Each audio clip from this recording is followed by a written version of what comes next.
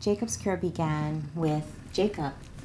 Jacob was diagnosed with Canavan disease at 6 months of age. We were told that he would never sit, crawl, walk, or say a single word.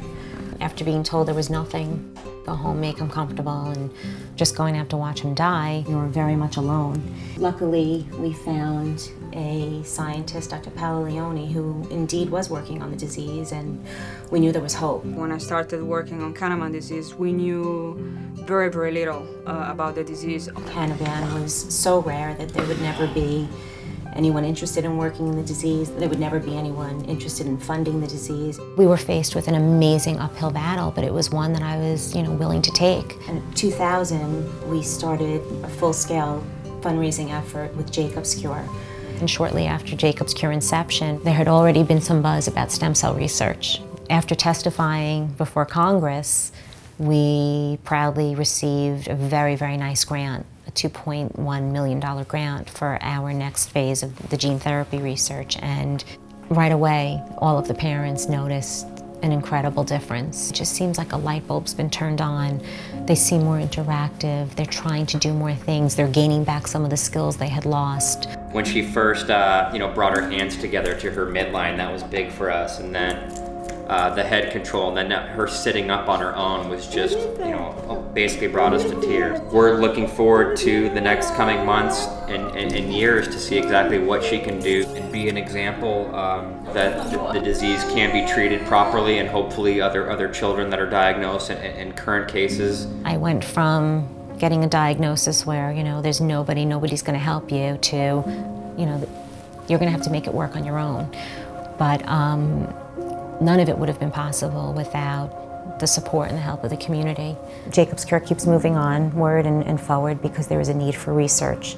100% of the funds really is supported by charitable foundations and the Starker that have been so amazing, and without whom really we wouldn't be here today. Most other organizations have enormous government support. I think this is one where we thought we could have an impact.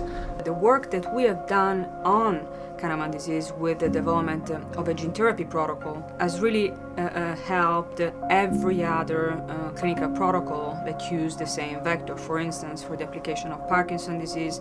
It's really the rare diseases that change the course of treatments. This disease would never have made it onto the map if Farrel and Steven had not chosen this to be their cause.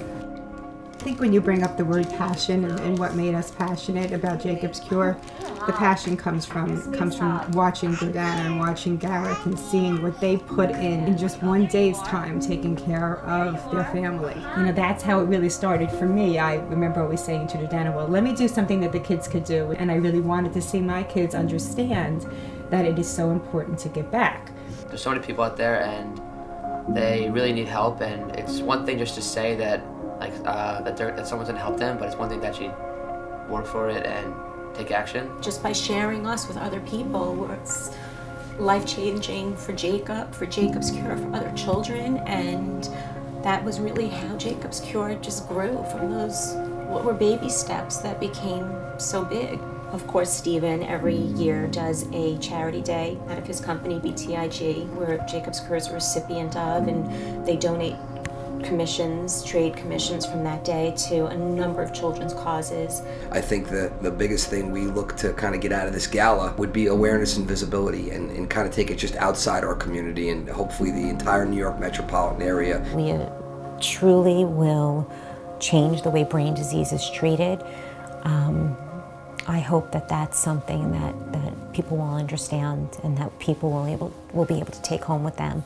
Simultaneously, they'll realize how important Farrel and Steven, how monumental, and what that meant, and how it, in the end, will change the course of a disease and many, many, many other diseases. This started as one woman's battle. I mean, and to see what she has achieved, to me, is just so incredible. This evening will be, I hope, just a glimpse and just a tiny percentage of how special they are. I hope they feel the admiration we have for them and the appreciation. Just smiling. That's it. You're all about the smiles, you. Thank you for those smiles.